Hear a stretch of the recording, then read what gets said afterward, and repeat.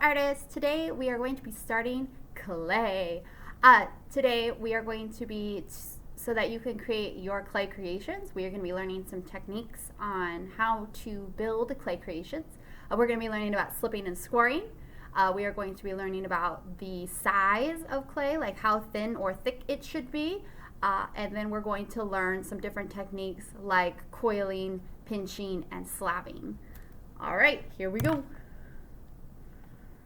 So in front of me, I have my ball of clay, and you guys drew out your plan earlier.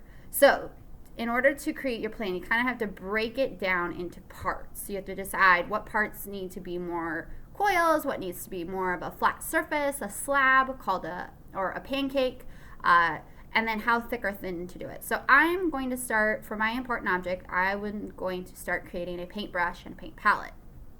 So there's a couple things I need to start with. First off, I need to break apart my clay here because my ball of clay, I will need some of it for another purpose.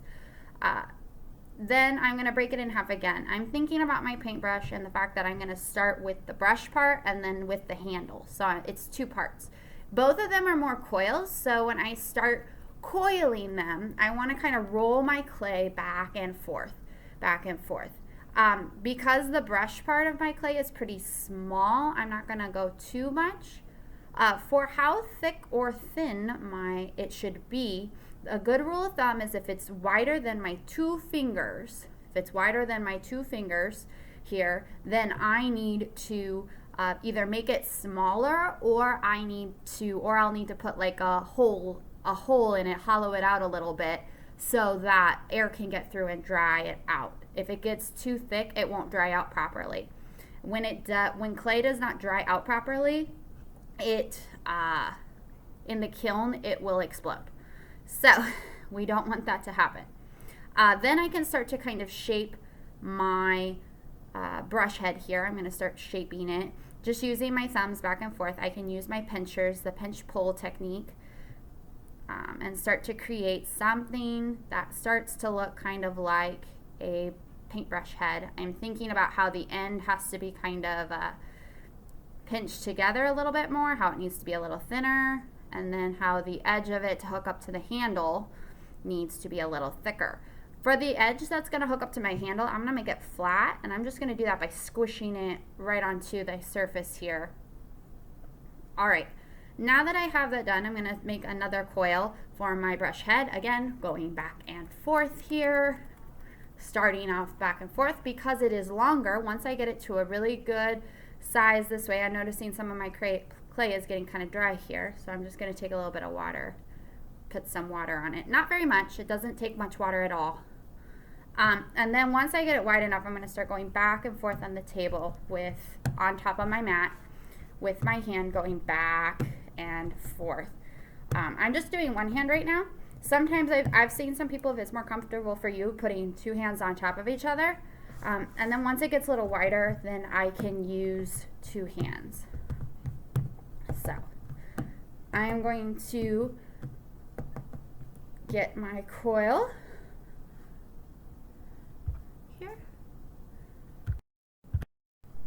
Alright, so I have now coiled this out, and I have now created a flat side here just by smushing it into the table like I did this side, and then I've kind of shaped up this other side. I know it is not too thick because when I put my two fingers up to it, it is not really thicker than that any other way, and then the other side isn't so small that it's going to break off. Alright, slipping and scoring.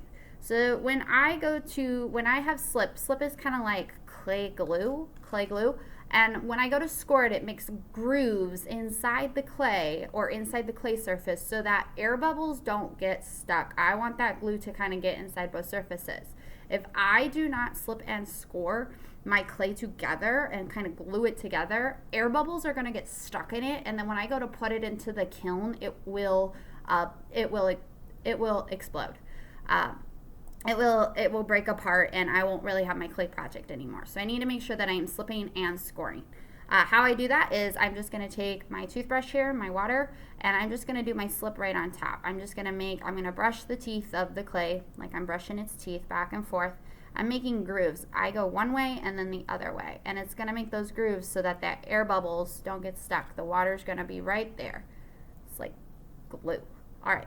I need to do both sides of whatever I'm putting together. So I've done the brush side, now I'm going to do the handle side of my paintbrush. There we go. When I have it all slipped and scored, it kind of looks like that. There we go.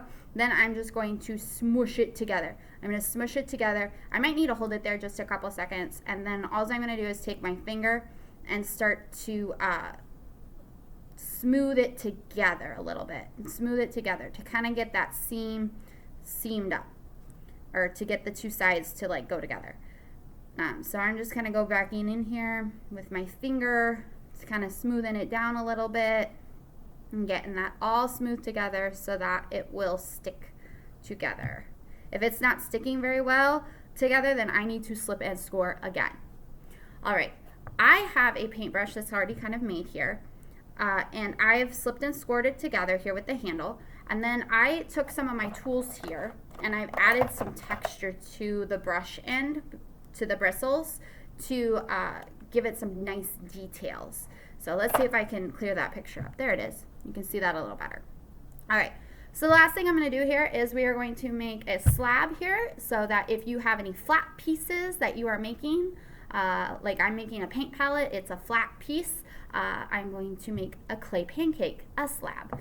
When I'm starting here with my clay, I'm going to start just by smushing it down just a little bit here with my hand, and then I can take the rolling pin and I can start to go back and forth. You might find that you need to stand up to do this. You might find, yeah. How I know it is thick enough, my clay pancake, because we do not want super thin flapjacks. We do not want super, super fluffy pancakes. When I can hold my finger on top of it, it is about the same thickness of my finger. That is about how thick it should be. It should not be any thinner. If it gets wider than, like a lot wider than my one finger, it is too thick. It is way too fluffy. We need like the perfect eating pancake. Once I have that, then I can kind of take some of my tools here. I could take a pencil, I could take a chopstick, I could take a little butter knife, and I could clean up the edges here. So I have my paint palette right here that I've kind of cleaned up the edges on. And the last thing I'm going to show you here is if I'm trying to cut out details or make certain details in it, then I can take like a piece of copy paper, make a shape on it, and cut it out. So now I have like a stencil. So I'm thinking about the hole that your thumb would go in when you're holding a paint palette, and I'm going to actually cut it out. So I'm going to just put my circle that I've done here. I'm going to take just a pencil that's in here, and I'm just going to mark out and like draw around it. I'm just going to draw around my little stencil here. Then I can go back through and like start to really cut into it and go and draw and make like a cutout into my clay here. I can also make some fun details into my clay to add different things to it. All right, once I have that, it's like a cookie cutter. I can then go ahead and take it out. Oh, I didn't go all the way through. I'll need to go all the way through. There we go. I feel the canvas underneath now. It means I know I've gone all the way through the clay and I'm like cutting out a cookie. There we go.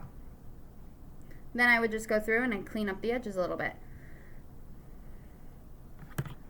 These are some tips and tricks about slipping and scoring, slab, coiling, pinching, and pulling for your clay creations. Happy creating!